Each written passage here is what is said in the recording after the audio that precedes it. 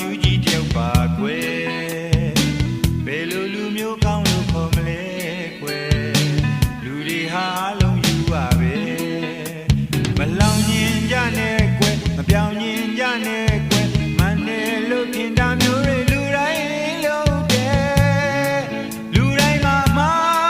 ဝင်ကန်တာနဲ့ဆင်ရှုပ်ထွေးတရားများရဲ့လူတွေဟာအတ္တစိတ်လွန်ခဲ့ရာကိုစွတ်လုပ်ကြတာပဲငါကိုယ်တိုင်ဘဝတွေ့ယုံနေရတယ်လို့